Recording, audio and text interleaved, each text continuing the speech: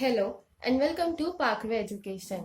आज हम पढ़ने वाले हैं पास्ट परफेक्ट टेंस के बारे में और इस वीडियो में हम पास्ट परफेक्ट की ही कुछ एक्सरसाइजेस करेंगे ताकि आपको पास्ट परफेक्ट टेंस क्लियर हो जाए।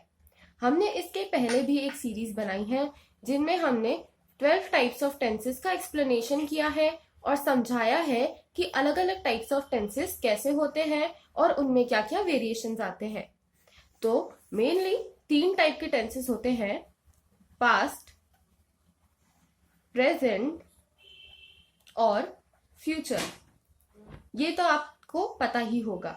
अब इन 3 टाइप ऑफ टेंसेस के भी 4 डिफरेंट टाइप्स होते हैं। एक होता है सिंपल, फिर आता है कंटिन्यूअस, फिर आता है परफेक्ट और लास्ट कैटेगरी होती है परफेक्ट कंटिन्यूअस की। तो अब जैसे पास्ट है तो पास्ट सिंपल होगा, पास्ट कंटिन्यूअस होगा, पास्ट परफेक्ट होगा और पास्ट परफेक्ट कंटिन्यूअस भी होगा। वैसे ही प्रेजेंट भी होगा इन चारों टाइप का और फ्यूचर भी होगा इन चारों टाइप का। तो इस एक्सरसाइज में हम पास्ट परफेक्ट टेंस के बारे में देखने वाले हैं। तो चालू करते हैं। सबसे पहला क्वेश्चन है, Kevin dash go home by the time I arrive. तो अब यहाँ पे हमें इसे पास्ट परफेक्ट में चेंज करना है। तो पास्ट परफेक्ट में हमने देखा था कि हैड यूज होता है और फिर जो वर्ब होता है उसका हम पार्टिसिपल फॉर्म यूज करते हैं। तो पास्ट पार्टिसिपल क्या होता है, आई होप आपको ये तो अभी तक की समझ में आ गया होगा।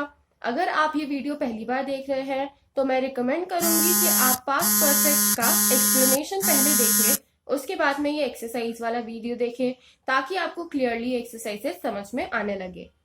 तो हमने देखा था कि हैड यूज होता है और पास्ट पार्टिसिपल में जो वर्ब है वो यूज होगा।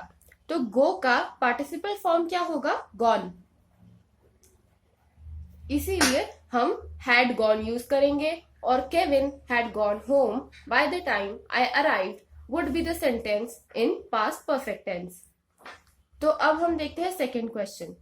सेकेंड है, ethane suddenly realized that he dash leave। तो अब यहाँ पे हमें इसे भी पास्ट परफेक्ट में चेंज करना है। तो एज आई सेड सबसे पहले आएगा हैड और उसके बाद में हम इसका पार्टिसिपल फॉर्म यूज करेंगे वर्ब का। तो लीव का क्या हो जाता है, लेफ्ट। लीव का पास्ट पार्टिसिपल हो जाएगा लेफ्ट। तो Ethan suddenly realised that he had left, ये होगा पास्ट परफेक्ट टेंस में एक sentence. His laptop on the train, मतलब उसने उसका जो लैपटॉप है वो ट्रेन में छोड़ दिया।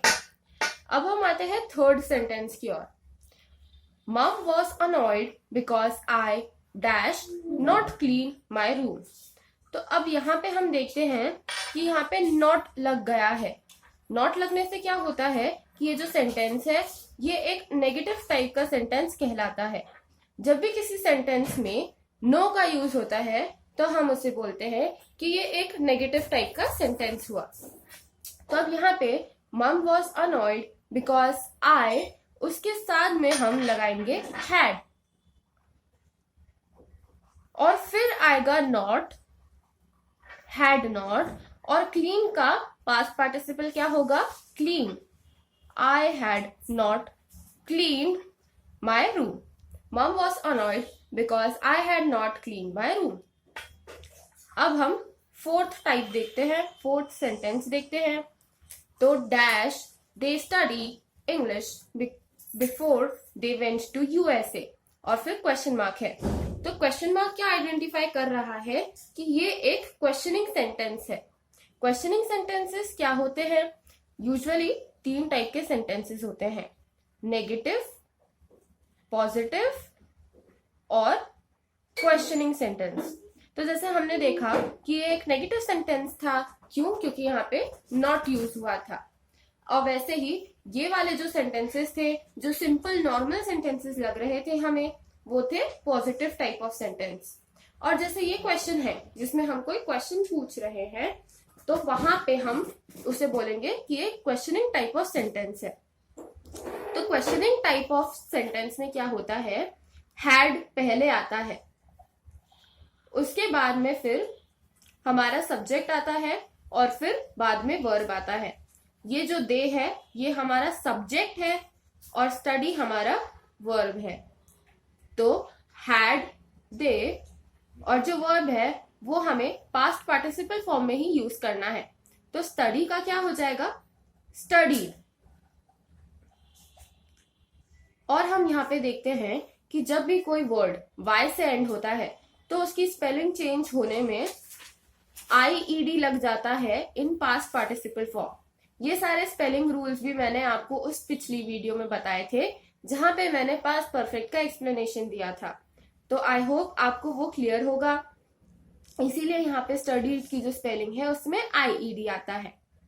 अब हम आते हैं फिफ्थ सेंटेंस की ओर। We were hungry because dash not eat. तो अब हम हैड लगाएंगे, फिर नॉट लगाएंगे, जैसा कि हमने इस सेंटेंस में किया था, हैड नॉट। उसके बाद में हमने वर्ब लगाया था in the past participle form. तो ईट का पास्ट पार्टिसिपल क्या हो जाएगा, ईटन हो जाएगा। तो इसीलिए we were hungry because we had not eaten. अब सिक्स्थ सेंटेंस देखते हैं हम। My phone did not work because I dash charge it. तो अब यहाँ पे हमने ये चार्ज जो है ये वर्ब दिया है और यहाँ पे हमें इसे फिट करना है ताकि ये सेंटेंस बने पास्ट परफेक्ट में। तो अब यहाँ पे हम देख रहे हैं कि यहाँ पे डिडंट लिखा है, डिडंट कॉन्ट्रैक्शन फॉर्म में लिखा है। ये चीज भी मैंने आपको एक्सप्लेनेशन वाली वीडियो में समझाई थी कि जब भी हम डिड नॉट को कंबाइन करके डिडंट लिखते हैं तो यहाँ पे जो अपोस्ट्रोफी आता है वो इस ओ की जगह आता है। जहां जैसे ही हम ओ हटाते हैं तो उसकी जगह हम अपोस्ट्रोफी लगा देते हैं, जैसे कि यहाँ पे। और इसीलिए डिड नॉट को हम डिडंट भी लिख सकते हैं। My phone didn't work because I dash it. और यहाँ पे हमें चार्ज वर्ब यूज करना है। तो चार्ज वर्ब का पास्ट परफेक्ट में कैसे कन्वर्जन होगा, आई हैड, और हमें इसमें नॉट भी जोड़ना होगा। हैड नॉट हमें यहाँ पे खुद से जोड़ना होगा। क्यों? क्योंकि एक नेगेटिव सेंटेंस है, तो इसीलिए यहाँ पे हमें ये देखना होगा कि यहाँ पे हम नॉट भी लगाए। तो आई हैड नॉट, चार्ज का होगा चार्ज्ड, उसका पार्टिसिपल क्या होगा, चार्ज्ड। तो यहाँ पे मैंने ये सेंटेंस इसीलिए लिया है क्योंकि मैं आपको ये स्पेसिफाई करना चाह रही थी कि जरूरी नहीं है हमें हमेशा नॉट दिया हो, हमें कोई और इंडिकेशन भी मिल सकता है। जैसे यहाँ पे डिड नॉट लिखा है तो हमें उससे क्लासिफाई करना आना चाहिए कि ये कौन सा टाइप का सेंटेंस है और उसी के अकॉर्डिंग नॉट लगाना चाहिए या नहीं लगाना चाहिए। और अब आते हैं हम सेवेंथ सेंटेंस की ओर।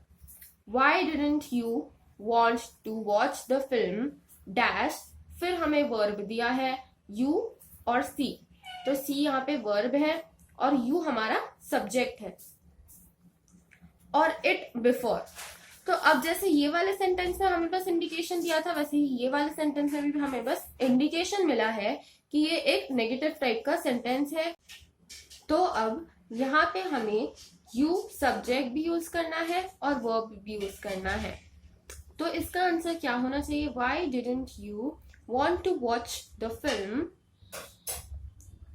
you had, और सी का क्या होगा, seen, you had seen it before। तो अब यहाँ पे हमें ये देखना है कि अगर हमें एक सब्जेक्ट दिया है तो हमें उसे भी वापस से यूज करना होगा। यहाँ पे ऑलरेडी एक बार सब्जेक्ट यूज तो हो चुका है, बट देन अगर हमें ऑप्शन में दिया है तो हमें उसे यहाँ पे भी यूज करना है। तो यू हैड, फिर सीन और इट बिफोर। अब हम देखते हैं eighth sentence. Sally was embarrassed because she dash forgot her dad's birthday. तो शी के साथ में हम क्या लगाएंगे, हैड, और फॉरगॉट का जो पास्ट पार्टिसिपल होगा वो होगा फॉरगॉटन। तो अब यहाँ पे हम एक्सरसाइज ये एंड करते हैं। आई होप आपको सब कुछ समझ में आया होगा। अगर कोई भी डाउट हो तो हमसे कमेंट सेक्शन में ज़रूर पूछ लेना।